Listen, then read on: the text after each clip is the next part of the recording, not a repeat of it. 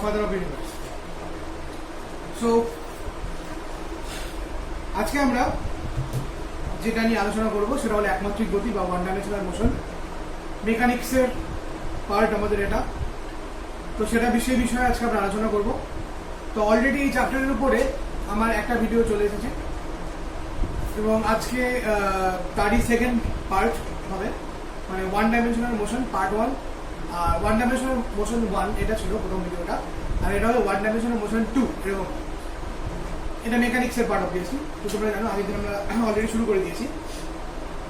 তো আমি এই আজকে নতুন টপিক শুরু করার আগে আমি একটুখানি রিক্যাপিচুলেট করে নিতে চাই লাস্ট দিন আমরা কি কি জিনিসগুলো পড়েছি সেই ব্যাপারগুলো নিয়ে।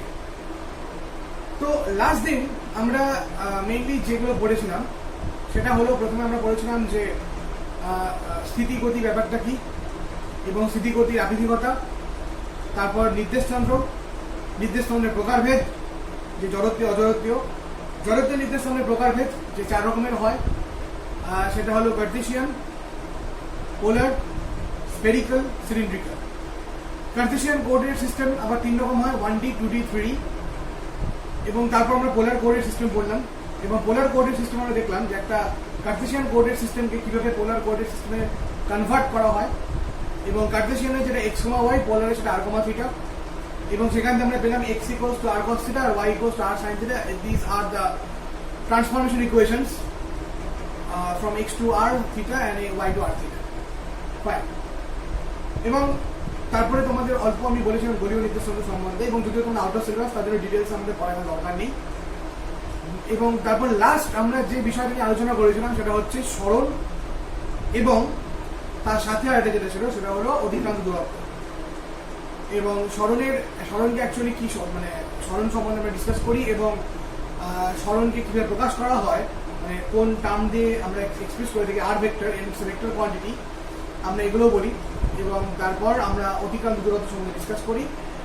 এবং তার পাশাপাশি বলছিলাম যে সরণ যেটা সেটা ভেক্টর কোয়ান্টিটি, তার জন্য সরণের ভ্যালু 0 হতে পারে। যদি প্রাথমিক অবস্থান এবং অন্তিম অবস্থান কোনো বস্তুকণা একই হয়, আইডেন্টিক্যাল হয়, তাহলে বস্তুকণার যে সরণ, সেই বস্তুকণার সরণটা তাহলে আমাদের 0 হয়ে যায়। এবং বাট অধিকাংশ দূরত্ব কিন্তু কখনই সেটা হতে পারে না, সেটাও বলা হয়েছিল। এবং এগুলো মোটামুটি তোমাদের ক্লাস 9-এর বিষয় ছিল, তার জন্য তোমাদের খুব একটা বুঝতে কোনো প্রবলেম হবে না। তো আজকে আমরা মেইনলি যেগুলো নিয়ে আলোচনা করবো, আজকে এই যে বাকি যে জিনিসগুলো, মানে এই যে বাকি যত ডেফিনেশন আছে, সে বাকি ডেফিনেশনগুলোকে আজকে আমরা আলোচনা করবো, বাকি ডেফিনেশনগুলি সম্পর্কে। তো তেমনই আজকে আমাদের যেটা আলোচনার মুখ্য বিষয় সেটা হচ্ছে বেগ বা ভেলোসিটি। আজকে আমাদের আলোচনার মুখ্য বিষয় হচ্ছে বেগ বা ভেলোসিটি। তো বেগ বা ভেলোসিটি শুরু করি আমরা, তাহলে দেখো বেগ বা ভেলোসিটি সম্বন্ধে স্টার্ট করি।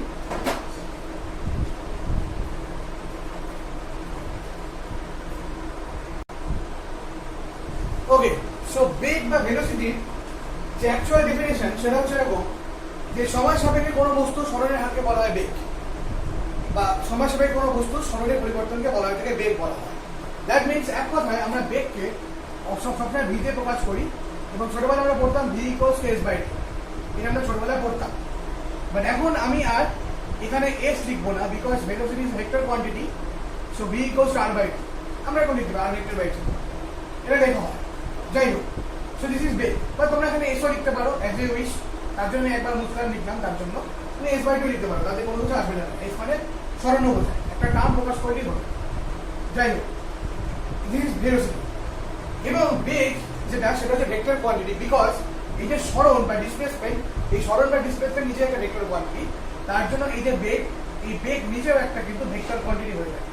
এই বেগ নিজেও কিন্তু একটা ভেক্টর কোয়ান্টিটি হয়ে যায়, বিকজ এই যে সরণ বা ডিসপ্লেসমেন্ট এটা একটা ভেক্টর কোয়ান্টিটি। তার জন্য, এবং অবভিয়াসলি টাইম আমরা যদি স্কেলার, এবার কোনো ভেক্টর কোয়ান্টিটিকে যদি কোনো স্কেলার দিয়ে ভাগ করা হয়, তাহলে পরে যে ভ্যালুটা পাই সেটা আমরা ভেক্টরই পাই। বাট গুণের ক্ষেত্রে ভেক্টরও হতে পারে, স্কেলারও হতে পারে, যেটা আমরা ক্রস প্রোডাক্ট বা ডট প্রোডাক্ট নিয়ে পড়েছি, ক্রস প্রোডাক্ট এবং ডট প্রোডাক্ট নিয়ে পড়েছি, এবং যেটা আমরা অলরেডি ভেক্টর চ্যাপ্টারে দেখেছি। যাই হোক, নাও ইউনিট অফ ভেলোসিটি। এবার এই বেগের একক কি হয়ে যায়? Unit of velocity. Unit of velocity, এই বেগের একক দু রকম হয়, আমরা ছোটবেলা থেকে পড়ে এসেছি। দ্যাট ইজ সিজিএস এবং এসআই, দুটো পদ্ধতি, সিজিএস পদ্ধতি এবং এসআই পদ্ধতি। সিজিএস পদ্ধতিতে বেগের একক হয়ে থাকে আমাদের সেন্টিমিটার পার সেকেন্ড, কারণ সিরিয়াস পদ্ধতিতে যে সরলের একক সেটা সেন্টিমিটার এবং সময় একক second, that's why centimetre per second. আর এসআই পদ্ধতি হয়ে থাকে মিটার পার সেকেন্ড। সিরিয়াস পদ্ধতিতে হয়ে থাকে সেন্টিমিটার পার সেকেন্ড এবং এসআই পদ্ধতিতে হয়ে থাকে কত মিটার পার সেকেন্ড। এটা হচ্ছে বেগের একক। এছাড়াও অনেক ধরনের বেগ হয়, যেটা তোমরা ক্লাস 9-এ পড়েছো। সমবেগ, অসমবেগ, এই ধরনের বেগ হয়। তারপর তোমরা ছোটবেলায় পড়েছো যে কোনো বস্তুকণার বেগ শূন্য হতে পারে। তো হ্যাঁ, বস্তুকণার বেগ তখনই শূন্য হতে পারে যদি বস্তুকণার সরণ শূন্য হয়, তাহলে বস্তুকণার বেগ শূন্য হতে পারে। এই ধরনের প্রশ্ন তোমরা ক্লাস 9-এ অলরেডি পড়েছো। তারপরে এটাও পড়েছো যে কোনো বৃত্তপথে যেহেতু কোনো বস্তুর বেগ থাকে না, তো বৃত্তপথ বরাবর কোনো বস্তুকণার বেগ বৃত্তের স্পর্শক বরাবর থাকে। তো এই ধরনের জিনিসপত্র তোমরা ক্লাস 9-এ পড়েছো। যদিও ক্লাস 11-এ তোমাদের এই ধরনের প্রশ্ন আসবে না, কারণ এগুলো ক্লাস 9-এ পার হয়ে গেছে, আর এই ধরনের প্রশ্ন 11-এ আসে না, তো আসে অন্য ধরনের প্রশ্ন। যাই হোক, তো এইটুকুনি জিনিসপত্র সম্বন্ধে তোমরা পরিচিত। বাট যে জিনিসটা তোমরা জানো না সেই জিনিসটা আমি একটু বলি। আমরা এতটুকু অব্দি আমাদের এতটুকুনি ক্লাস 9-এর কনসেপশনে ছিল, বাট আমরা যে জিনিসটা সম্বন্ধে জানি না, যেটা নতুন আমরা জানবো, সেটা তাৎক্ষণিক বেগ, বা যাকে বলা হয় ইনস্ট্যান্টেনিয়াস ভেলোসিটি। যাকে বলা হয় ইনস্ট্যান্টেনিয়াস ভেলোসিটি, ইনস্ট্যান্টেনিয়াস ভেলোসিটি বলা হয়, যাকে বলা হয় তাৎক্ষণিক বেগ বা ইনস্ট্যান্টেনিয়াস ভেলোসিটি। তাৎক্ষণিক বেগ বা ইনস্ট্যান্টেনিয়াস ভেলোসিটি হচ্ছে বলছে টি যখন 0, টি এরকম টি শূন্য সময় বা টি প্রায় শূন্যের দিকে এরকম সময় অবকাশে কোনো বস্তুকণার যে সরণের পরিবর্তনের হার তাকেই বলা যায় তাৎক্ষণিক বেগ।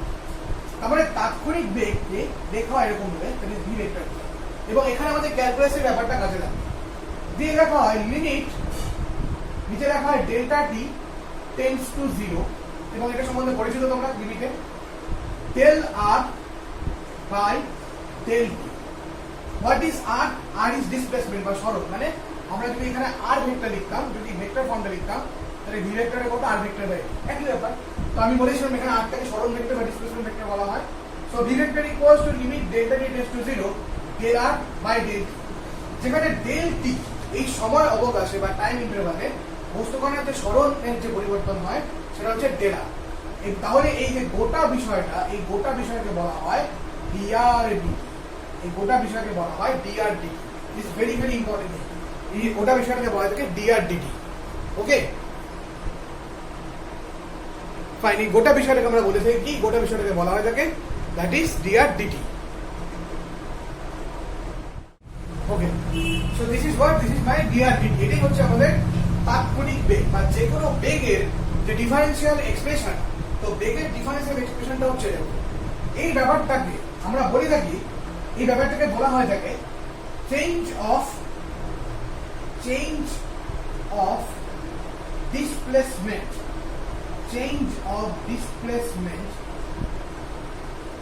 with respect to time. Change of displacement with respect to time. তাহলে এই বেগের একটা নতুন সংজ্ঞা আমরা এখান থেকে তৈরি করতে পারি।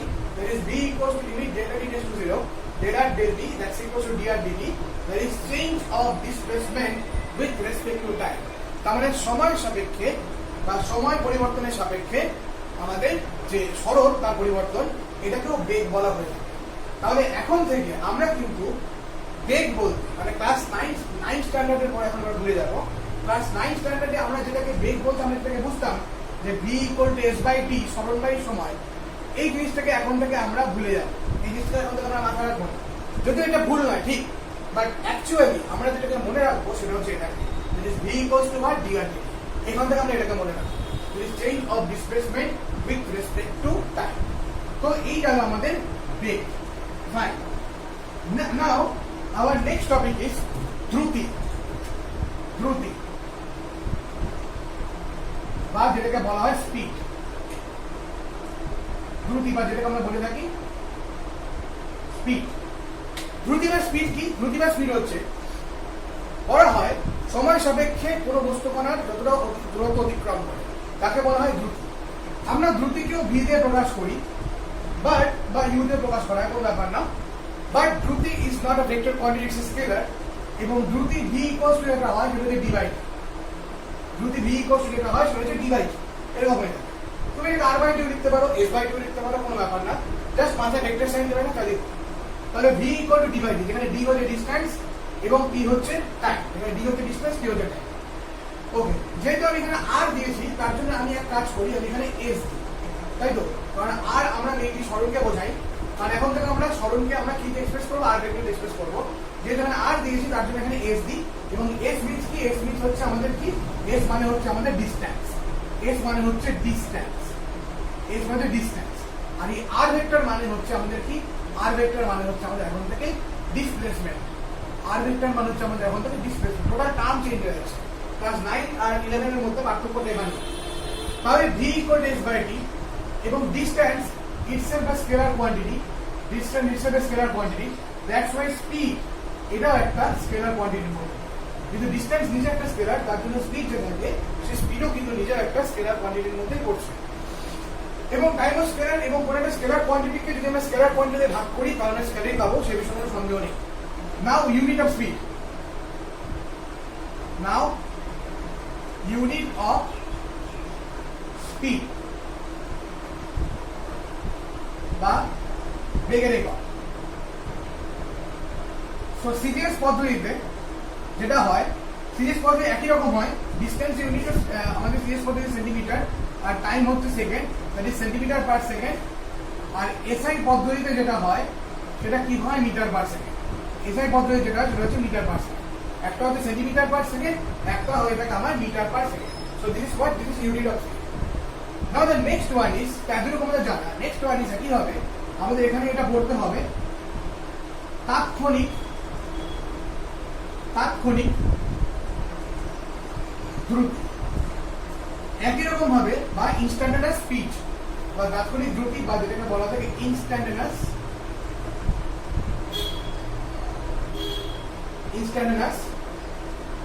স্পিড যেটাকে বলা হয়, বা আমরা যেটাকে বলি কি তাৎক্ষণিক দ্রুতি। তাৎক্ষণিক দ্রুতির ডেফিনেশন হচ্ছে টি হচ্ছে টেন্ডস টু 0 বা টি প্রায় টেন্ডস টু 0 এই সময়ের অবকাশে কোনো বস্তু করার সময়ের সাপেক্ষে যতটা পরিমাণে দূরত্ব অতিক্রম করে তাকে বলা হয় তাৎক্ষণিক দ্রুতি। তাৎক্ষণিক দ্রুতিকে আমরা ভি দিয়ে লিখবো, বাট মাথায় কোনো ভেক্টর সাইন দেবো না। So V equals to what, limit delta t tends to 0, টেলরের জায়গায় আমরা লিখবো হচ্ছে ডেল এস এখন, তাই তো? কোনো রকম কোনো ভেক্টর দিচ্ছি না, ডেল এস মিন্স অধিকাংশ দূরত্ব বোঝাচ্ছে by del t, del s by del t. So this is what, this is nothing but DS D, this is nothing but what, DS D. যেখানে এই জিনিসটা দ্যাট ইজ এই গোটা ব্যাপারটা যেটা বোঝায় সেটা হচ্ছে change of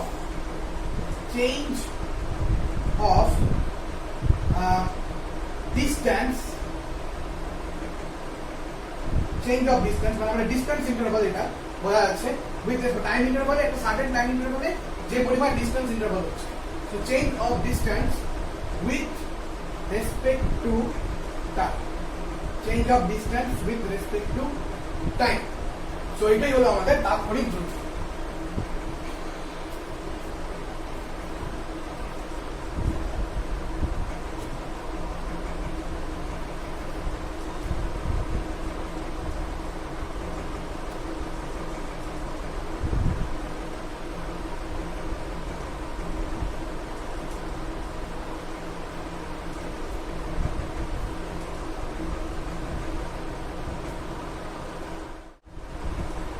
okay, now next topic তরুণ। শুরু করার আগে আমি একটু দ্রুতি সম্বন্ধে বলি। তো বেগেও যেরকম সমবেগ অসমবেগ এরকম গল্প আছে, যেরকম তোমার ক্লাস 9 পড়েছো, তোমরা দ্রুতি তো সমদ্রুতি অসমদ্রুতি এরকম কিছু ব্যাপার আছে। এরপরে তোমরা ক্লাস 9 পড়েছিলে যে সমদ্রুতি সম্পন্ন বস্তু সমবেগ সম্পন্ন না হতে পারে, এরকম টাইপের কিছু বস্তু ছিল, বা কোনো বস্তু কোনো দ্রুতি শূন্য হতে পারে না বা বেগ শূন্য হতে পারে, এই ধরনের টাইপের কিছু বস্তু তোমরা পড়ে নেবে তোমাদের বই থেকে 11-এ, এবং তোমরা ক্লাস 9-এও বই থেকে এটা পড়তে পারো, একই ব্যাপার। তো যেহেতু ক্লাস 9-এ তোমরা পড়েছো তার জন্য সেই 9-এর টপিক নিয়ে আমি আলোচনা করলাম না, ডাইরেক্ট 11 টপিকে ঢুকি, তো তার জন্য সেই ব্যাপারগুলোকে আমি স্কিপ করে দিলাম। সো এইবার আমরা যেটা নিয়ে আলোচনা করবো সেটা হচ্ছে ত্বরণ বা অ্যাক্সেলারেশন। ত্বরণ বা অ্যাক্সেলারেশন হচ্ছে ব্যাপারটা হলো এরকম, ডেফিনেশনটা এরকম যে কোনো বস্তু যদি ক্রমবর্ধমান বেগ নিয়ে চলে, তাহলে সময় সাপেক্ষে বস্তু কণার বেগ বৃদ্ধির যে হার তাকে বলা হয় ত্বরণ। আবার বলছি, কোনো বস্তু যদি ক্রমবর্ধমান, মানে ক্রমবর্ধমান ক্রমশ বাড়তে যাচ্ছে, সময়ের সাথে সাথে সাথে সাথে বেগটা ক্রমশ বাড়তে যাচ্ছে। তো কোনো বস্তু কণা যদি ক্রমবর্ধমান বেগ নিয়ে চলে তাহলে সময় সাপেক্ষে বস্তুর এই যে বেগ বৃদ্ধির হার তাকে বলা হয় ত্বরণ। আমরা মনে করলাম কোনো একটা বস্তু ইউ পরিমাণ প্রাথমিক বেগ নিয়ে গতিশীল ছিল। আমরা মনে করলাম কোনো একটা বস্তু ইউ পরিমাণ প্রাথমিক বেগ নিয়ে কোনো একটা বস্তু কণা গতিশীল ছিল। এবার একটা নির্দিষ্ট সময় টি সময় পরে ওই বস্তু কণার বেগটা বৃদ্ধি পেয়ে হয়ে গেল ভি। ওই বস্তু কণার বেগটা বৃদ্ধি পেয়ে হয়ে গেল ভি, এবং যেখানে বস্তু কণার এই ভিটা হয়ে গেল আমার কি অন্তিম বেগ হয়ে গেল ওই বস্তু কণার অন্তিম বেগ। এবং এই প্রাথমিক বেগ থেকে অন্তিম বেগে যেতে যে সময়টা লাগবে সেটা হচ্ছে টি, এবং এখানে যে অন্তিম বেগ ভি সেটা হচ্ছে গ্রেটার দেন ইউ। এখানে যে অন্তিম বেগ ভি সেটা হচ্ছে প্রাথমিক বেগ ইউ এর থেকে বড়। তাহলে বেগের বৃদ্ধি কতটা হলো? বেগের বৃদ্ধি কতটা পরিমাণ হয়? তাহলে বেগের বৃদ্ধি যেটা হয় সেটা হয় আমার হচ্ছে ভি মাইনাস ইউ। তাহলে বেগের বৃদ্ধি কতটা পরিমাণ হয়ে থাকে? বেগের বৃদ্ধি যেটা হয় সেটা হচ্ছে আমার ভি মাইনাস ইউ। তাহলে সুতরাং বেগের বৃদ্ধির হার কত হয়? বেগের বৃদ্ধির যে হার সেই বেগের বৃদ্ধির হার কত হয়? বেগের বৃদ্ধির হার হয় V minus you by T. কোনো কিছু বৃদ্ধির হার মানে কি? কোনো কিছু বৃদ্ধি বা হ্রাসের হার মানে হচ্ছে আমার কি করা, সেই যে ডিফারেন্স যেটা সেই ডিফারেন্সটা টাইম দিয়ে ভাগ করে দেওয়া। এবং আমরা দেখলাম আমাদের according to the definition of acceleration আমরা দেখলাম যে কোনো বস্তু যদি ক্রমবর্ধমান বেগ নিয়ে চলে তাহলে সময় সাপেক্ষে বস্তুটির যে বেগ বৃদ্ধির যে হার তাকেই বলা হয় ত্বরণ। তাহলে এই যে বেগ বৃদ্ধির হার, এই বেগ বৃদ্ধির হারটাকেই বলা হয় ত্বরণ, এবং এই ত্বরণকে আমরা এ অক্ষর দিয়ে প্রকাশ করি। দ্যাট মিনস অ্যাক্সেলারেশন, ত্বরণ বা acceleration a that's equals to v minus u by t. It is ত্বরণ বা acceleration a that's equals to what? v minus u by t. এবার ত্বরণের এককে আসে না, ইউনিট অফ অ্যাক্সেলারেশন। এবার ত্বরণের এককে আসে না, that is unit of acceleration. তাহলে অ্যাক্সেলারেশন ইউনিট কত হবে?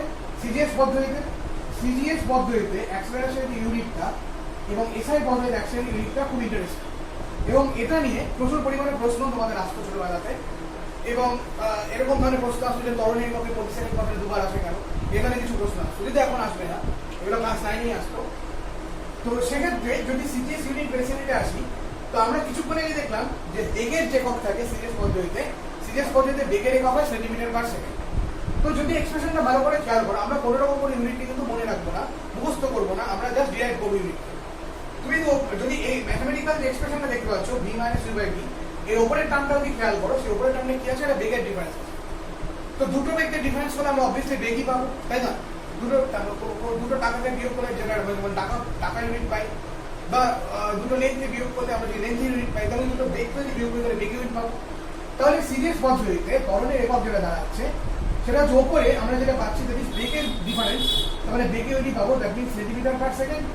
আর নিচে যেটা আছে সেটা সময়, আমরা সময় মানে শুধুমাত্র সেকেন্ড, তার মানে সেন্টিমিটার বাই সেকেন্ড পার মানে হচ্ছে by, that means what? Centimetre per second square.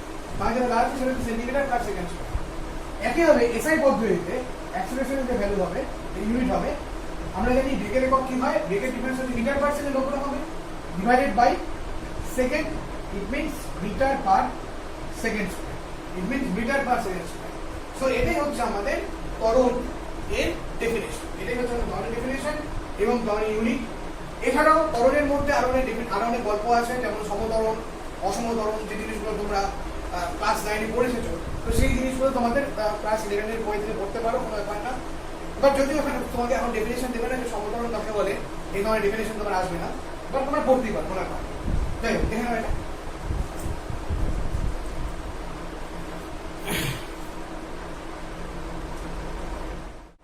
Okay, now our next topic is যেটা ত্বরণের মধ্যে পড়বে সেটা হচ্ছে তাৎক্ষণিক ত্বরণ।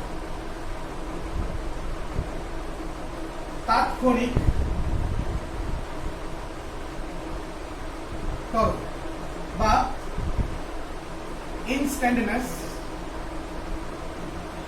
acceleration। তাৎক্ষণিক ত্বরণ বা instantaneous acceleration। তো তাৎক্ষণিক ত্বরণ বা ইনস্ট্যান্টানিয়াস অ্যাক্সিলারেশনের ব্যাপারটা কি? এই তাৎক্ষণিক ত্বরণ বা ইনস্ট্যান্টানিয়াস অ্যাক্সিলারেশন হচ্ছে একই রকম ভাবে যে কোনো বস্তু যে t tends to 0 delta t tends to 0 সময় অবকাশে বেগের বৃদ্ধির যে হারটা তাকে বলা হয় তাৎক্ষণিক ত্বরণ। তার মানে এই তাৎক্ষণিক ত্বরণ a equals to limit delta t tends to 0। এবার বেগের যে বৃদ্ধি, এই বেগের বৃদ্ধির যে হারটা, এই বেগের বৃদ্ধির হারটাকে আমাদের ডেল্টা, বেগের বৃদ্ধির হার বলবো না, বেগের বৃদ্ধিটাকে যদি ডেল্টা v দিই, so delta v by delta t, that's equals to what? That's equals to dv by dt। Very important. তার মানে অ্যাক্সিলারেশনের আমরা একটা ডেফিনেশন পেলাম, রেট অফ চেঞ্জ অফ, আচ্ছা রেট অফটা বলবো না, আমি চেঞ্জ অফ বলি, change of velocity, change of velocity with respect to time, change of velocity with respect to time। তো মানে বেগের পরিবর্তন সময়ের সাপেক্ষে যে বেগের পরিবর্তন তাকে আমরা ত্বরণ বলে থাকি। So in a similar way also we can say that, এখানে আরেক রকম ব্যাপারটা বলা যেতে পারে, যদি এক্সপ্রেশনটা ভালো করে ফলো করো, এই ডিডিটি টার্মটাকে যদি সামনে রাখি, ডিটারটাকে সামনে রাখি, আমরা কিছু করে দিয়ে দেখলাম, এবং obviously is a vector quantity, মাথা আমাদের ভেক্টর দিতেই হবে কারণ বেগ আছে এখানে, তাই তো মাথা ভেক্টর এখানে দিলাম না, যাই হোক বাট এখানে দিই, মাথা ভেক্টর আমাদের দিতেই হবে, সো ডেল ভি, যাই হোক সরি। তো কিছু করে দিয়ে তোমরা দেখলে এই যে ভি ভেক্টর, এই ভি ভেক্টর মানে ছিল ডিআর ডি, কিছু আগে তোমরা এটা দেখতে পাবে, ভি ভেক্টর মানে কি ছিল ডিআর ডি, যেহেতু ভি ভেক্টর মানে কি, ভি ভেক্টর মানে হচ্ছে আমাদের ডিআর ডি, যেটা তোমরা কিছু করে দিয়ে তোমরা দেখতে পাবে। তাহলে গোটা বিষয়টা কি দাঁড়াচ্ছে? ddt of drdt, a vector equals to ddt of drdt. So a vector that's equals to ddt of drdt, it means d2r dt2। ddt of drdt মানে কি? ddt of drdt মানে হচ্ছে d2r dt2। এটা হলো অ্যাক্সেলারেশনের আরেকটা form. এটা যেমন অ্যাক্সেলারেশনের একটা ফর্ম, ফার্স্ট ফর্ম, তেমনি অ্যাক্সেলারেশনের সেকেন্ড ফর্ম হচ্ছে এটা হচ্ছে change of velocity with respect to time. এটাকে বলতে পারি আমরা, এটাকে আমরা বলতে পারি যে second order derivative, second order derivative of displacement, second order derivative of displacement. ডিসপ্লেসমেন্টের সেকেন্ড অর্ডার ডেরিভেটিভ করা হচ্ছে কার রেসপেক্টে? With respect to time. টাইমের রেসপেক্টে আমরা ডিসপ্লেসমেন্টের কি করলাম? এখানে সেকেন্ড অর্ডার ডেরিভেটিভ করলাম। এখানে বল change of velocity with respect to time বা টাইমের রেসপেক্টে ভেলোসিটিকে সিঙ্গেল অর্ডার ডেরিভেটিভ করা হলো, তেমনি এখানে সেকেন্ড অর্ডার ডেরিভেটিভ করা হলো ভেলোসিটিকে with respect to time. Okay, this is acceleration.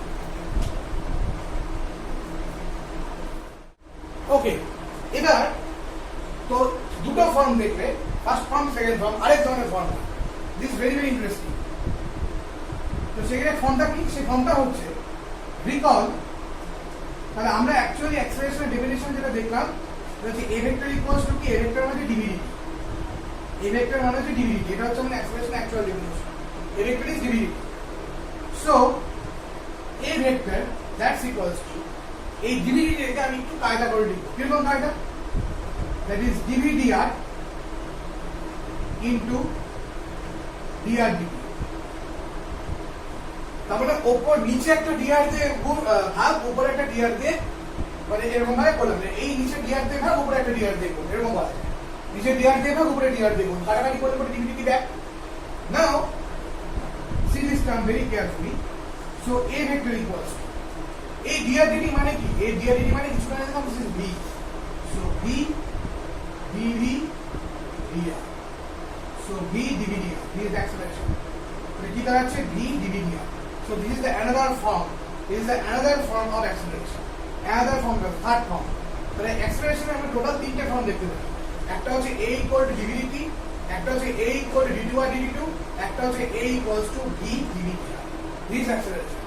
তাই তো? তাহলে তাৎক্ষণিক ত্বরণের ডেফিনিশন থেকে, আমরা অ্যাকচুয়াল ডেফিনিশন থেকে আমরা মোটামুটি এখানে আরো দুটো ফর্ম আমরা এখানে তৈরি করতে পারলাম। That is second order derivative of displacement with respect to time, এবং তার পাশাপাশি a equals to v dv dr, এই জিনিসটা পাওয়া গেল। ওকে, এই গেল আমাদের ত্বরণের কনসেপশন। নেক্সট যেটা আসবো সেটা মন্দন। যদিও একই রকম ঘটনা, আলাদা কিছু নয়, এখানে জিনিসটা একই, জাস্ট একটা ছোট্ট ডিফারেন্স থাকে মন্দন বা যেটাকে আমরা বলি রিটার্ডেশন, যেটাকে বলা হয় রিটার্ডেশন। তো মন্দন বা রিটার্ডেশন হচ্ছে যদি কোনো বস্তু কণা ক্রমহ্রাসমান বেগ নিয়ে চলে, যদি কোনো বস্তু কণা যদি ক্রমহ্রাসমান বেগ নিয়ে চলে, তাহলে সময় সাপেক্ষে বস্তুর যে বেগ হ্রাসের হার, তাকেই বলা হয় তাকে মন্দন। কোনো বস্তু কণা, আরেকবার বলছি, কোনো বস্তু কণা যদি ক্রমহ্রাসমান বেগ নিয়ে চলে, তাহলে সময় সাপেক্ষে বস্তু কণার যে বেগ হ্রাসের যে হার, সেই বেগ হ্রাসের হারটিকেই বলা হয় তাকে মন্দন। মনে করলাম একটা বস্তু ইউ পরিমাণ প্রাথমিক বেগ নিয়ে চলছিল এবং একটা নির্দিষ্ট সময় টি এর পরে সে তার বেগটা কমিয়ে দিল এবং কমানোর পরে তার বেগটা হয়ে গেল ভি এবং সেটা হলো অন্তিম বেগ, এবং যেখানে obviously u which is greater than v, তাহলে সেক্ষেত্রে বেগের হ্রাস কত হয়? বেগের হ্রাস হয়ে থাকে আমাদের ইউ মাইনাস ভি, কারণ প্রাথমিক বেগের থেকে অন্তিম বেগটা কমে গেল। তাহলে বেগের হ্রাসের হার কত হবে? তাহলে বেগের হ্রাসের হার কত হবে? You minus V by T. তাই তো বেগের হ্রাসের হার হয়ে যাচ্ছে কত? You minus V by T.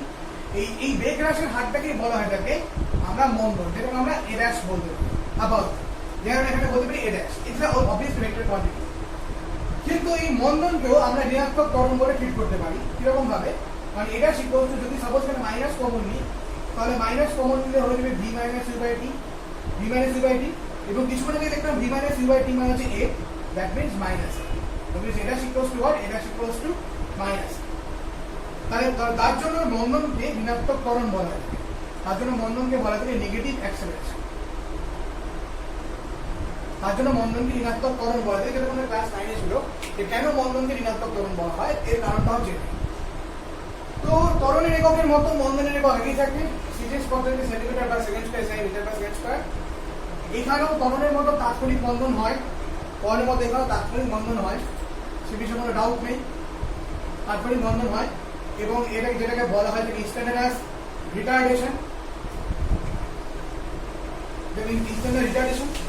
এবং এখানে যেটা হয়ে থাকে সেটা হচ্ছে একটাই পার্থক্য থাকে, যার সামনেটা মাইনাস সাইন, যে কোনো ফর্ম, যত ফর্ম দেখতে পাচ্ছ প্রত্যেকটা ফর্মের আগে একটা করে জাস্ট এটা মাইনাস সাইন বসে দেবে, কিছু না, একটা করে জাস্ট এটা মাইনাস সাইন বসে ব্যাস।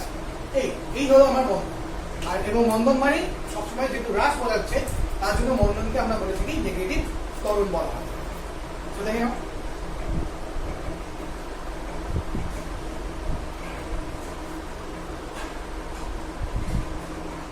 ওকে। এবার সেটা হলো একমাত্রিক বৈদ্যুতিক সমীকরণ বা one dimensional equation of motion. তো কিছু সমীকরণ এখানে লিখছি, যে সমীকরণ সম্পর্কে তোমরা কিন্তু পূর্ব পরিচিত, ক্লাস 9 এ তোমরা অলরেডি জানো এই সমীকরণগুলো সম্পর্কে, এবং তার প্রমাণও তোমরা করেছো। প্রমাণ কি? তারপরে আমি বলি। First, V equals to U plus AT. Number 2, S equals to UT plus half AT square. Third one is V square equals to U square plus 2A. আমি তোমাদের পরিচিত টার্মে লিখলাম, আমি একটু জেনারেলাইজ ওয়েতে লিখলাম। এখানে S টা যেমন সরণ বোঝাচ্ছে, পাশাপাশি অধিকাংশ দূরত্ব বোঝাচ্ছে, তার জন্য বলতে লেখা হলো। এগুলো হচ্ছে সমস্ত ত্বরণের ক্ষেত্রে। আর যদি মন্দন হয় তাহলে পরে হয় V equals to U minus AT, S equals to UT minus half AT square, R V square equals to U square minus 2x। আচ্ছা, আরেকটা যেটা ফর্মুলা পড়তে হবে, এটা ডেরিভেশন খুব ইম্পর্টেন্ট নয়, সেটা হচ্ছে ST equal to U plus half, ওকে। আচ্ছা, এটা নিয়ে পরে আগে আবহাওয়া 6টা নিয়ে বলি, পরে এটা সম্বন্ধে বলা হয়। আগে এই তিনটা একটা সেটের মধ্যে রাখি, তারপরে আমি ওটার কথা বলে বলছি। তাহলে এখানে যেটা দেখতে পাচ্ছ, যে ব্যক্তিটা পরিচিত তার জন্য আমি বলিনি, পরে রাখি। সো V equals to দেখতে পাচ্ছ U plus AT, S মানে UT plus half AT square, R V square equals to U square plus 2S, এবং মাইনাস D equals to বর্গ দিচ্ছি। সমস্ত প্লাসগুলো বোঝাচ্ছে অ্যাক্সেলারেশনের ক্ষেত্রে, সমস্ত মাইনাসগুলো বোঝাচ্ছে রিটার্ডেশনের ক্ষেত্রে। এবং তোমরা ক্লাস 9-এ অলরেডি, যদিও আমরা মাইনাস দিয়ে করি দরকার নেই, একই ব্যাপার, আমরা অলরেডি প্লাস যেগুলো প্লাস টাইপের যেগুলো সেগুলোর সেই কোশ্চেনগুলোর প্রমাণ আমরা দুভাবে করেছি, একটা ম্যাথমেটিক্যালি, নর্মাল ম্যাথমেটিক্যালি এবং হচ্ছে গ্রাফিক্যালি, দুটো ওয়েতে করেছি। যদিও নর্মাল ম্যাথমেটিক্যালি করাটা যেটা ছিল সেটা খুবই ইজি, বোঝাটা একটু সুবিধা হয়েছিল, বাট গ্রাফিক্যালি তোমাদের অনেক জায়গায় অনেক কিছু বুঝতে সমস্যা হয়েছে। যে সমস্যাগুলো আগামী দিন তোমাদের হবে না, আমি সেটা বলতে পারি, আগামী দিন যে সমস্যাগুলো কোনো রকম হবে না, কি কি কারণে সমস্যা হয়েছিল তার সমস্ত উত্তর বলে দেওয়া হবে, কেন এই সমস্যাগুলো হয়। তো আগামী দিন সেই সমস্যাগুলো হবে না, আজকেই কিছুটা সমস্যা দূর হয়ে যাবে। তো প্রথমে বলে রাখি, নর্মালি এবার ক্লাস 11-এ, ক্লাস 9-এ দুটো প্রসেস ছিল, ক্লাস 11-এ আরেকটা প্রসেস অ্যাড হয়েছে, মানে তিনটে, মানে ক্লাস 9-এ দুটো ক্লাস সাথে একটা ক্যালকুলাস। তো ঘটনা হচ্ছে তোমাদের যখন এই কোশ্চেনটা প্রুভ করতে দেওয়া হয় পরীক্ষাতে, তখন কোনো রকম কোনো প্রসেস মেনশন করে দেওয়া হয় না। তো কাজেই তোমরা তিনটে প্রসেসের মধ্যে যে কোনো প্রসেস করতে পারো, বাট আমি পার্সোনালি প্রেফার করি গ্রাফিক্যাল মেথডটা, এবং তার থেকেও বেশি প্রেফার করি ডিফারেন্সিয়েশন দিয়ে বা ডেরিভেটিভ দিয়ে বা ক্যালকুলাসের সাহায্যে যে প্রমাণটা হয়, এগুলো সেই প্রমাণটাকে আমি বেশি প্রেফার করি পার্সোনালি। এবং পরীক্ষার সময় প্রশ্নে যদি আমি প্রশ্ন করিও থাকি তোমাদের হাফ ইয়ারলি কোশ্চেন, তাহলে হাফ ইয়ারলি কোশ্চেনে আমি মেনশন করে দেবো। কোনো সময় পরীক্ষায় মেনশন করে দেওয়া হয়, কোনো সময় মেনশন করে দেওয়া হয় না, একেবারেই যে হয় না তা না, মানে কোনো সময় এরকম দিয়ে দেওয়া হয়, ধরো বলে দিল যে ইকুয়াল প্রমাণ করে equal ut plus rt square, যেটা প্রদীপগুলি শর্ট দেবো। তো সেখানে তুমি নর্মাল ম্যাথমেটিক্যালি প্রুভ করতে পারো, গ্রাফিক্যালি প্রুভ করতে পারো, যে আমি ডিফারেন্সিয়েশনের সাহায্যে বা ক্যালকুলেশন প্রুভ করাবো, সেগুলো প্রুভ করতে পারো, সেখানে তোমার কোনো বাধা ধরার কোনো ব্যাপার নেই। কিন্তু অনেক সময় তোমাকে এরকম পাশে দিয়ে লিখে দিতে পারে যে লেখচিত্রের সাহায্যে প্রমাণ করো, কিংবা বলে দিতে পারে যে অবকল সমীকরণের সাহায্যে প্রমাণ করো, অবকল সমীকরণ ইজ ডিফারেনশিয়াল ইকুয়েশন, এই সাহায্যে প্রমাণ করো। তখন কিন্তু তোমাকে লেখচিত্র দিয়েই প্রমাণ করতে হবে, বা অবকল সমীকরণ বলে অবকল সমীকরণ দিয়ে প্রমাণ করতে হবে। বাট এবার আমার প্রশ্নের ক্ষেত্রে আমি যেটা মেইনলি প্রেফার করি, লেখচিত্র থেকেও মেইনলি প্রেফারটা করি অবকল সমীকরণ। সো সেক্ষেত্রে যদি টেস্ট পরীক্ষা হয়, তো টেস্ট পরীক্ষাতে আমি যদি কোনো ইকুয়েশন দিই তিনটের মধ্যে প্রমাণ করতে, তো সেক্ষেত্রে পাশে মেনশন করে দেবো অবকল সমীকরণ দিয়ে প্রমাণ করতে হবে। তো যেটা আমি সবচেয়ে প্রেফার করি। তার জন্য এই তিনটে প্রসেসের মধ্যে প্রথম যেটা প্রসেস, যেটা ক্লাস 9 স্ট্যান্ডার্ড, সেটা আমি শেখাবো। তার দুটো করো, এক আমি আশা করবো যে তোমরা জানো ক্লাস 9 স্ট্যান্ডার্ডের ব্যাপারটা, তার জন্য একটা শেখাবো না। এবং সবচেয়ে মেইন কারণ যেটা, সেটা হচ্ছে 9 স্ট্যান্ডার্ডের প্রুফটা তোমাকে আর এখানে এই ক্লাসে দেবে 11 এসে। তো সেক্ষেত্রে তুমি যদি 9 স্ট্যান্ডার্ডের প্রুফ করো, তো সেক্ষেত্রে প্রুফ করাটা ইন্টারেস্টিং হবে না। তো সেক্ষেত্রে তোমাকে গ্রাফিক্যাল মেথড কিংবা আমাদের যে এই ডিফারেনশিয়াল ইকুয়েশন যে মেথড, তার সাহায্যে তোমাকে প্রুফটা করতে হবে। সেক্ষেত্রে তোমার নাম্বারটা ঠিকঠাকভাবে আসতে পারে, তাই না? তো এই সমীকরণগুলোকে মেনলি আমি এই 4, 5, 6 আমি 1, 2, 3 সমীকরণ কথা বলছি। তো এখন আমরা যেটা আমাদের নেক্সট কাজ হবে, যেটা আমি নেক্সট দিন করাবো, সেটা হচ্ছে এই তিনটে সমীকরণকে নেক্সট দিন আমি করাবো হচ্ছে গ্রাফিক্যালি প্রুফ, এবং তার পরের দিন করানো হবে আমি করাবো সেটা ডিফারেনশিয়াল ইকুয়েশনের সাহায্যে কি করে প্রুফ করা হয়। তো গ্রাফিক্যালি প্রুফ করার আগে আমাকে একটুখানি দুটো গ্রাফ সম্বন্ধে জানতে হবে, তাই তো? দুটো গ্রাফ সম্বন্ধে জানতে হবে, তাহলে পরেই আমাদের গ্রাফিক্যালি প্রুফটা ঠিকঠাকভাবে হয়ে যাবে। তো সেটা আমি এখন শুরু করছি। বাই।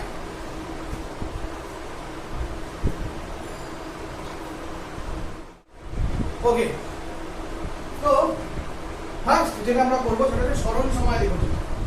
তো সরল সময় লেখচিত্রের মধ্যে প্রথম যেটা আমরা করবো সেটা হচ্ছে লেখচিত্রটা, ইফ দ্য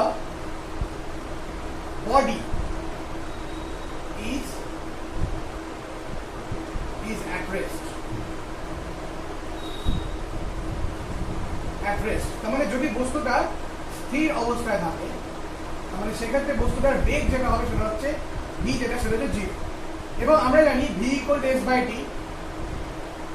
এবং তার পাশাপাশি যেটা জানি সেটা হচ্ছে s = vt, এবং তার পাশাপাশি যেটা জানি সেটা হচ্ছে s = vt, v = s/t, এবং পাশাপাশি যেটা জানি সেটা হচ্ছে s = vt। এবার যদি কোনো বস্তুকণার বেগ যদি শূন্য হয়, এবং সেক্ষেত্রে যদি আমরা সরল সময় লেখচিত্র অঙ্কন করি, বা লেখচিত্রের নেচার কেমন হবে? সাপোজ এখানে সরল আছে, এখানে আছে সময়, তাহলে সেক্ষেত্রে যে লেখচিত্রের নেচারটা পাবো সেটা হচ্ছে এরকম। তাহলে সময় মতো চলছে, বেগ 0 থাকার কারণে যেহেতু বস্তু কোনো সরল হচ্ছে না, তার জন্য আমরা টি অ্যাক্সিসের উপরে বা সময় অ্যাক্সিসের উপরে আমরা এই ধরনের একটা স্ট্রেট লাইন পাবো, যেটা সবুজ কালিতে করে দেওয়া হচ্ছে, দেখতে পাচ্ছ। টি অ্যাক্সিসের উপরে আমরা এরকম একটা স্ট্রেট লাইন পাবো, তাই তো? কারণ যেহেতু ভেলোসিটিটা 0, তার জন্য টি অ্যাক্সিসের উপরে আমরা এইরকম টাইপের একটা স্ট্রেট লাইনকে দেখতে পাবো, আর কিছু, তাই তো? ওকে, but if the body is not rest or moving, if the body is not at rest, যদি তার একটা সাডেন মোশন থাকে এবং moving in uniform velocity and এবং যদি সমাবেশ গতিশীল হয় and moving in a uniform velocity moving in uniform velocity, যদি একটা ইউনিফর্ম ভেলোসিটি থাকে তাহলে সেক্ষেত্রে কি হবে, V naught equal to zero. তার মানে V naught equal to zero মানে কি, V naught equal to zero মানে ও এস ইকুয়াল টু ভিটি, এই সমীকরণটা মেনটেন করে চলবে। তাহলে সেক্ষেত্রে আমরা যদি এস আর টি এর মধ্যে একটা নেগেটিভ কম্পাউন্ড করার চেষ্টা করি তাহলে কেমন হবে, let's see this equation it looks like y equals to mx, যেখানে y ইকুয়াল টু mx টা হচ্ছে একটি মূল বিন্দুগামী সরলরেখার সাধারণ সমীকরণ। যত সরলরেখা হয় প্রত্যেকটা সরলরেখার মূল বিন্দুগামী সরলরেখার সাধারণ সমীকরণ হয় y ইকুয়াল টু mx, যেখানে y অ্যাক্সিস বরাবর আমরা s কে রাখবো, যেটা ইকুয়েশন আমাকে বলে দেবে, তার জন্য y অ্যাক্সিস বরাবর s কে রেখেছি, আর x অ্যাক্সিস বরাবর আমরা টাইম কে রেখেছি। and the v is m and this m is what, gradient বা নতি। ইংলিশে বলা গ্রেডিয়েন্ট বা নতি, যেটাকে আমরা ট্যান থিটা দিয়ে প্রকাশ করে থাকি। যাই হোক, তোমাদের যদি কোঅর্ডিনেট জিওমেট্রিটা স্ট্রেট লাইন চ্যাপ্টার হয়ে থাকে তাহলে তোমরা ব্যাপারটা বুঝতে পারবে, আর যদি না হয়ে থাকে তাহলে খুব তাড়াতাড়ি স্ট্রেট লাইন চ্যাপ্টারটা করে নাও। তাহলে সেক্ষেত্রে যে গ্রাফটা পাবো সেটা একটা মূল বিন্দুগামী সরলরেখা, it means like that, like this, তাই তো? এরকম টাইপের হবে দেখতে, যেটা মূল বিন্দুতে পাস করবে, পাস টু দ্য অরিজিন, তাই তো? তাহলে এই ক্ষেত্রে আমরা দু ধরনের আমরা সরল সময় রেখেছিল পাই, যদিও তোমার বইয়ে আরো অনেক ধরনের ছবি করা আছে, বাট আমাদের এসেন্সিয়াল এই দুটোই, এর বেশি আমাদের লাগবে না। সো এটাই হচ্ছে আমাদের সরল সময় রেখেছিল। দুরকম case, if the body is at rest and if the body is not at rest moving in uniform velocity, তাহলে সেক্ষেত্রে আমরা এরকম টাইপের গ্রাফ পেয়ে থাকি। দেখে নাও,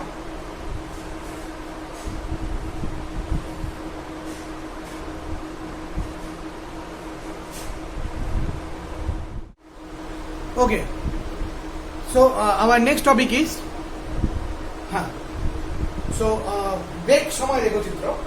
সো বেগ সময় রেখাচিত্র করতে গেলে আমাদের মেইনটা ফর্মুলা লাগবে, সেটা b equal to plus at, এবং এখানে যে অ্যাক্সেলারেশনটা, সেই অ্যাক্সেলারেশনের নেচারটা যদি ইউনিফর্ম হয়, লেখা আছে if the body is moving in a uniform acceleration, যদি বডিটা যে বস্তু মারা যাচ্ছে সে যদি ইউনিফর্ম অ্যাক্সেলারেশন নিয়ে চলে তাহলে সেক্ষেত্রে আমরা দুটো কেস নিয়ে ডিল করব। আর ডিলটা হবে when the initial velocity is zero, when the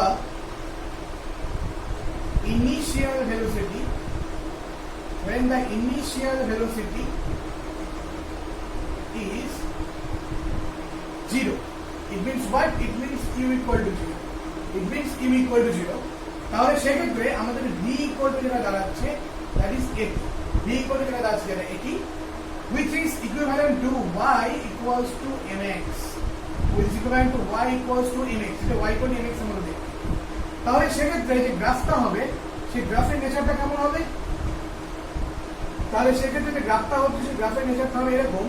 suppose এখানে যদি আমার y অ্যাক্সিস বরাবর যদি v থাকে আর x অ্যাক্সিস বরাবর যদি t থাকে এবং y equal to mx টাইপের যেহেতু দেখবে, তাহলে এটা হবে একটা মূল বিন্দুগামী সরলরেখা। তার মানে এরকম, তাহলে এরকম দেখতে হচ্ছে, মূল বিন্দুগামী একটা সরলরেখার মতো দেখতে হবে, লাইক দিস, মূল বিন্দুগামী সরলরেখার মতো দেখতে হচ্ছে, তাই না? এরকম নেচারে দেখতে হবে। y equal to mx, যেখানে y অ্যাক্সিস বরাবর আমরা v কে রেখেছি এবং x অ্যাক্সিস বরাবর t কে রাখা হলো, এন্ড নট অনলি দ্যাট, আর যেটা করা হলো সেটা হচ্ছে এরকম যে আমাদের m এর যে রোলটা সেটা প্লে করছে হচ্ছে a। Okay fine, now when the initial velocity is not zero, next when v not equal to, আমি একবার লিখি শর্টে লিখি, when v when u not equal to zero, when u not equal to zero, তাহলে সেক্ষেত্রে যে ইকুয়েশনটা আমরা পাবো সেটা v equal to u plus at, বিষয়টাকে একটু বুঝিয়ে লিখি, that is v equals to at plus u. This equation looks like y equals to mx plus c. তাহলে যে সমস্ত y equal to mx হচ্ছে সেই সমস্ত সরলরেখা সমীকরণ যারা মূল বিন্দুতে পাস করে, পাসিং টু দ্য অরিজিন, যেটা আমরা এখানে পেয়েছিলাম, যেটা আমরা এখানে পেলাম, but y equal mx plus c এটা হলো সেই সমস্ত সরলরেখা সমীকরণ যেখানে যারা হলো মূল বিন্দুতে যে সমস্ত স্ট্রেট লাইন মূল বিন্দুতে পাস করে না সেই সমস্ত সরলরেখা সমীকরণ হয় y equals to mx plus c, যেখানে y তো y অ্যাক্সিস, x তো x অ্যাক্সিস, m টা বোঝায় হচ্ছে নতি, আর c যেটা c বোঝায় হচ্ছে ত্রিদাংশ। ত্রিদাংশ হচ্ছে যেটা x অ্যাক্সিস কে নেগেটিভ x অ্যাক্সিস কে কতটা ডিসটেন্সে কাট করে সেটা হচ্ছে ত্রিদাংশ। যাই হোক, তাহলে সেক্ষেত্রে গ্রাফের নেচারটা কেমন হবে? সেক্ষেত্রে গ্রাফের নেচারটা এরকম, that is very very important. তাহলে আমরা y অ্যাক্সিস বরাবর আছে d কে এবং ইকুয়েশন বলে দেবে, x অ্যাক্সিস বরাবর রাখবো t কে, m এর রোলটা প্লে করবে a আর c এর রোলটা প্লে করবে u। তাহলে সেক্ষেত্রে গ্রাফের নেচারটা হবে, এটা হচ্ছে অরিজিন ও, অরিজিনটা দিই এখানে ও ও, যদি অরিজিন ও হয় তাহলে গ্রাফের নেচার হবে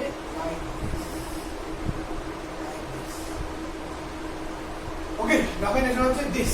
তাহলে এটা হলো এতটুকুনি, এটা হলো আমার ইনিশিয়াল ভেলোসিটি u।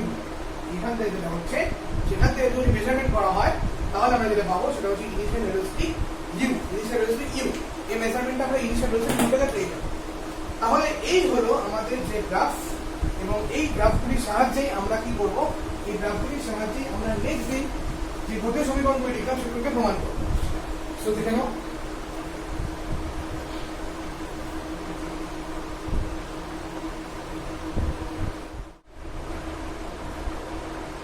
ওকে, সো আজকে আমরা আমাদের যে ভিডিওটা, তো আজকে আমাদের এখানেই আমরা আমাদের ডিসকাশন এন্ড করব। সো নেক্সট দিন আমরা যে টপিকটা নিয়ে আলোচনা করছি এর মধ্যেই এটা নিয়ে এই টপিক নিয়ে আলোচনা করা হবে এখানে। তো তার মধ্যে আমাদের কিছু যে পার্টগুলো, যেটা মেইন পরের দিন আমরা আরো ইন্টারেস্টিং পার্টে ঢুকবো, সেটা হচ্ছে এই যে গ্রাফগুলো দেখতে পাচ্ছ, এই গ্রাফের সাহায্যে আমরা যে গতীয় সমীকরণগুলো, সেই গতীয় সমীকরণগুলো প্রমাণ করব। এবং সেই ক্লাস 9-এ তোমরা যখন গতীয় সমীকরণগুলি প্রমাণ করেছিলে, তোমাদের মনে কিছু প্রশ্ন ছিল যে কেন এটা এরকম হচ্ছে, কেন আমরা এক্সপ্রেশনের জায়গায় এই কাজটা করলাম। আমি মেনশন করে দিলাম জায়গাটা বিশেষ করে, যে কোথায় তোমাদের প্রবলেমটা হচ্ছে। যে এবং যদি সেটাই হয়, যদি সত্যি সেটা ঠিক বলে থাকি, তাহলে পরে আমাকে কমেন্ট বক্সে কমেন্ট করতে হবে যে তোমাদের বিশেষ করে যে প্রবলেমটা হয়েছিল সেটা হচ্ছে এক্সপ্রেশনের জায়গাতে, যে কেন এক্সপ্রেশনের জায়গাতে আমি এটা বসালাম, তার কারণটা কি। এবং তার যে উত্তরটা, সেই উত্তরটা পেয়ে যাবে হচ্ছে আগামী দিনের যে ভিডিওটা, সেই ভিডিওতে যে কেন এক্সপ্রেশনের জায়গাটা হলো, কি কারণে এই ঘটনাটা ঘটলো সেটা পেয়ে যাবে। এবং গ্রাফের সাহায্যে গ্রাফিক প্রুফগুলো তোমরা দেখতে পাবে। আর নেক্সট যে ভিডিওটা হবে, সেই নেক্সট ভিডিওতে আমরা আগামী ভিডিওতে যদি আমাদের ওই সমস্ত গ্রাফিক্যাল প্রুফগুলো হয়ে যায়, তাহলে নেক্সট যে ভিডিওটা আসছে মানে 4 নম্বর যে ভিডিওটা হবে, আর 4 নম্বর ভিডিওটাতে না, আজকে 2 নম্বর ভিডিও, নেক্সট দিন 3 নম্বর ভিডিও, 4 নম্বর যে ভিডিওটা তাতে হবে ডিফারেন্সিয়াল ইকুয়েশনের সাহায্যে প্রমাণ। তাহলেই আমাদের চ্যাপ্টারটা মোটের উপর শেষ। আর হয়তো একটা ভিডিও হতে পারে, ওই কিছু উল্লম্ব গতির ইকুয়েশন আছে, সেটা আমি 4 নম্বর ভিডিওতে বলে দিতে পারি, তাহলেই মিটে গেল। তাহলে এক্সট্রা ভিডিও বানানো নেই। তাহলে আমাদের আর 2টো ভিডিও হবে, সেটা হচ্ছে নিউমেরিক্যাল প্রবলেমসের উপরে, এবং তারপরেই আমরা ঢুকে যাব নিউটনস ল অফ মোশন। একটা কথা বলে দিই, তোমাদের হয়তো ভেক্টরে বলিনি আমি, সেটা হচ্ছে প্রাসের গতি যে ব্যাপারটা ছিল, ওই প্রাসের গতির বিষয়টা কিন্তু আমি স্কিপ করেছিলাম ভেক্টর চ্যাপ্টারে। তার কারণ একটাই, তার কারণটা হচ্ছে একমাত্রিক গতি বা 1 ডাইমেনশনাল মোশন এবং নিউটনস ল পড়ার পরে এবং কিছুটা মেকানিক্স পড়ার পরে, মানে আমি লাস্ট কার্যক্ষমতা শক্তি অব্দি পড়াবো।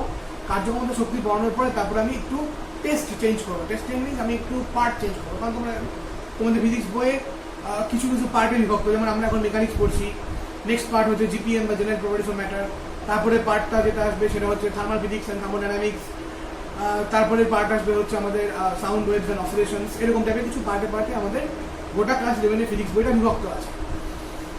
তো কার্যক্ষমতা শক্তি করার পরে, এবং একটা কথা বলে রেখি, নিউটনস ল অফ মোশন যখন করাবো সেখানেও একটা জিনিসকে আমি স্কিপ করবো, সেটা রকেট মোশন। তো কার্যক্ষমতা শক্তি করার পরে তারপরে আমি যেটা করা হবে সেটা হচ্ছে ইলাস্টিসিটি নামক একটা চ্যাপ্টার, এবং সেই টাইম পিরিয়ডের মধ্যে বা কার্যক্ষমতা শক্তি করার আগেও আমি করতে পারি, নিউটন করার পরে আমি মেনলি ব্যাপারটা করবো। তারপরে আমি প্রাসের গতি বা মোশন অফ প্রজেক্টাইল ব্যাপারটা আমি করিয়ে দেবো। এবং মোশন অফ প্রজেক্টাইল ব্যাপারটা ভিডিওটা একটু বড় হবে, গোটা একটা দিন লাগবে মোশন অফ প্রজেক্টাইল করতে, এবং বেশ বড় টাইপের জিনিসটা। এবং তোমাদের এই জিনিসটাকে আমি তোমাদের বইয়ে যে স্ট্যান্ডার্ডে করে দেওয়া আছে, সেই বই স্ট্যান্ডার্ডে করাবো না, আমি টোটালি অন্যরকমভাবে করাবো। বলতে পারো আমি এটাকে ফিজিক্স অনার্স লেভেল বা ফিজিক্স ফার্স্ট লেভেলে করাতে পারি, বা গ্র্যাজুয়েশন স্ট্যান্ডার্ড করাবো। এভাবে করাবো। তো সেটা তার জন্যই ডিফারেন্সিয়াল ইকুয়েশনের বেসটা খুব স্ট্রং হতে হবে, খুব কনসেশন লাগবে ভালো রকম হবে, এবং তার জন্যই জিনিসগুলো করিয়ে নেওয়া হচ্ছে। বিশেষ করে নিউটন করানোর পরেই আমি এটাকে করাবো, একদিন ভিডিওর মধ্যে বানাবো। তারপর একইভাবে একদিন রকেট মোশন হবে, কারণ রকেট মোশনে একই রকম জিনিস, একটু বড় অন্য ধরনের জিনিস ওটা করানো হবে।